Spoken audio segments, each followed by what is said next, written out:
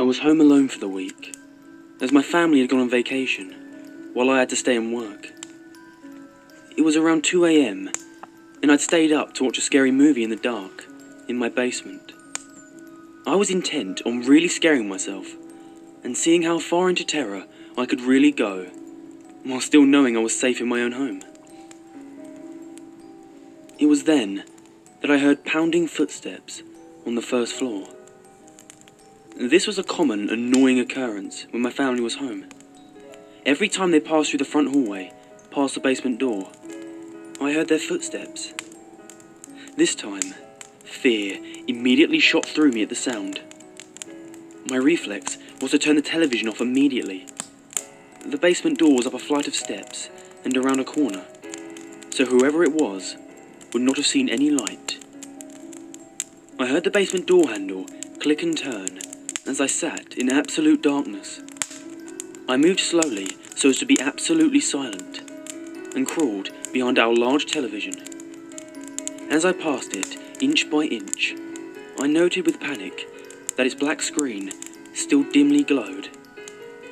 I heard footsteps coming down the carpeted but creaky stairs.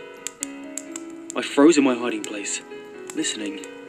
For many long minutes, I heard nothing. Had the intruder seen the television's afterglow? Or had it faded in time?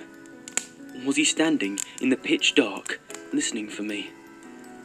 I seemed to lie there, in total silence for an interminably long time. My panic began to fade, and I began to think more clearly. Had I really heard an intruder? Could someone possibly be standing there in silence for so long, without making any noise? The basement was so exceedingly quiet that the silence itself began to hurt my ears. Could the unknown person really avoid any noise from shuffling or breathing or anything else? If there was an intruder, he was still in the basement. Because the creaky stairs were incredibly loud, the door handle clicked, and he wouldn't know to mask his footsteps on the first floor, so that they couldn't be heard down here. I began counting in my head, trying to pass the time, as drool fell from my mouth onto the carpet. I didn't dare risk the sound of swallowing.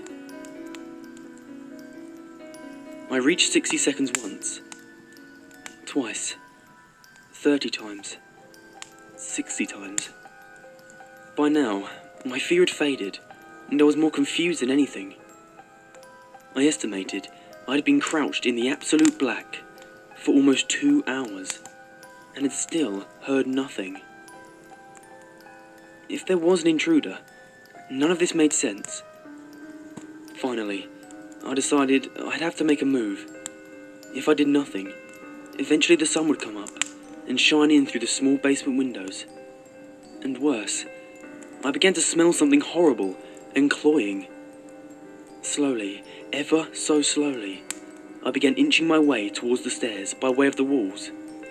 If someone was standing there in the dark, I should be able to go around them, then make a break up to the stairs. Meanwhile, the horrible odour grew stronger.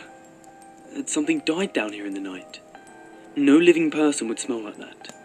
Terrible images of some sort of corpse monster listening for me in the dark erupted in my thoughts, and I moved as fast as I could without making a sound.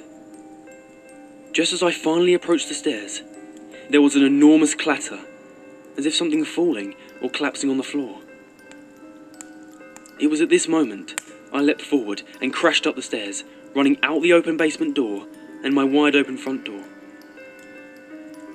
Now certain that someone was in my house, I called the police from my cell phone and watched my house from afar. The police came, checked inside the house, and then grimly came back out to question me. They'd found a body in the house. My elderly neighbour, who seemed to have died of a heart attack. Their belief was that I must have left the front door unlocked, and he must have wandered in my house while dying, looking for help.